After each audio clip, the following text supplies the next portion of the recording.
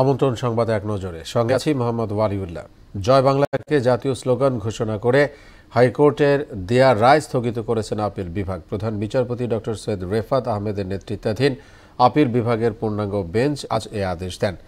এক রিটের প্রেক্ষিতে 2020 সালে জয় বাংলাকে জাতীয় স্লোগান ঘোষণা করা হয়। সেই রায় স্থগিত চেয়ে গত 2 ডিসেম্বর আবেদন করে রাষ্ট্রপক্ষ। বাংলাদেশের অভ্যন্তরীণ বিষয়ে ভারতের খবরদারি চলবে না বলে হুঁশিয়ারি দিয়েছেন বিএনপির স্থায়ী কমিটির সদস্য গয়েশ্বর চন্দ্র রায়। তিনি বলেছেন, দেশের মানুষ বন্ধুত্ব চায় কিন্তু প্রভুত্ব নয়। এদিকে বিতর্কিত কর্মকাণ্ডের জন্য র্যাব বিলুপ্তির সুপারিশ করেছেন স্থায়ী কমিটির আরেক সদস্য হাফিজ উদ্দিন আহমেদ। রাজধানীতে আলাদা অনুষ্ঠানে তারা এসব কথা বলেন। সরবরাহ স্বাভাবিক রাখার বাস্তবতা মেনেই বোতলজাত সয়াবিন তেলের দাম বাড়ানো হয়েছে বলে জানালেন বাণিজ্য উপদেষ্টা শেখ বশির উদ্দিন। রমজানে নিত্যপণ্যের দাম সহনীয় রাখতে সরকার প্রস্তুতি নিচ্ছে বলেও উল্লেখ করেন তিনি। আর বাজার নিয়ন্ত্রণে সরকার সর্বোচ্চ চেষ্টা করছে বলে জানিয়েছেন প্রধান উপদেষ্টার প্রেস সচিব শফিকুল আলম।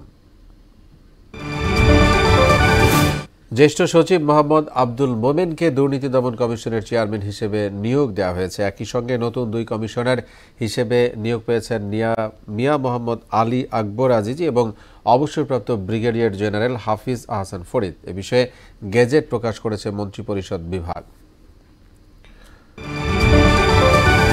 সিরিয়ার প্রেসিডেন্ট বাশার আল আসাদের দেশ ত্যাগের পর দামেস্ক সহ বিভিন্ন অঞ্চলে বিমান হামলা চালিয়েছে ইসরায়েল। দেশটির 250টিরও বেশি সামরিক লক্ষ্যবস্তুতে হামলা চালানো হয়েছে।